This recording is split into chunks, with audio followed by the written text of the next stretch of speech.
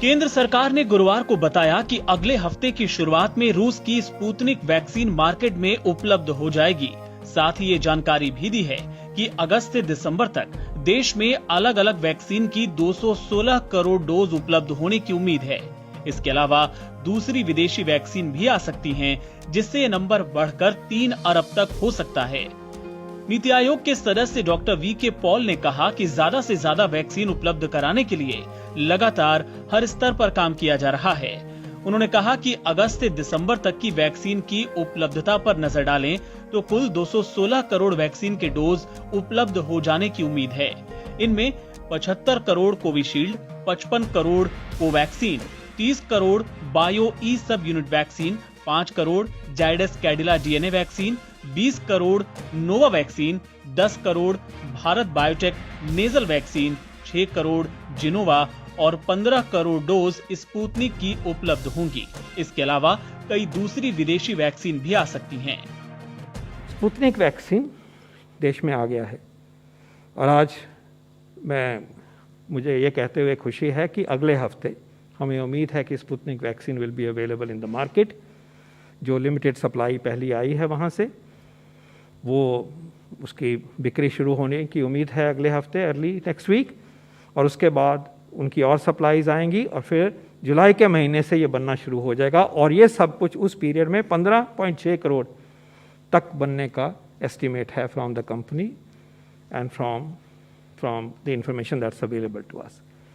अगस्त और दिसंबर के बीच में 216 करोड़ अगर हम इस सीन को लेकर चले डोजेज भारत में निर्मित होंगी।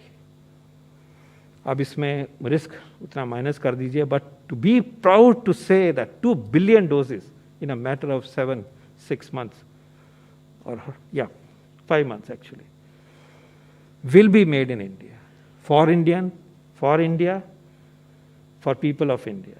तो इसमें कोई दो राय नहीं होनी चाहिए कि vaccine will be available for all as we move forward.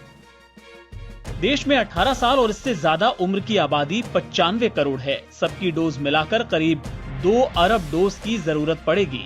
Doctor Paul ने कहा कि जो वैक्सीन आ रही हैं वो पर्याप्त होंगी। कोवैक्सीन का फॉर्मूला दूसरी कंपनियों को देने के सवाल पर उन्होंने कहा कि कंपनी ने भी इस मांग का स्वागत किया है और हमने दूसरी कंपनियों से बात भी की है। डॉक्टर पॉल ने बताया कि इस वैक्सीन में लाइव वायरस को इनएक्टिवेट किया जाता है और ये BSL-3 लेवल की लैब में ही हो सकता है। ये लैब बाकी किसी कंपनी के पास नहीं है। जो कंपनी ऐसी लैब बनाकर जुड़ना चाहती है उसके लिए खुला ऑफर है।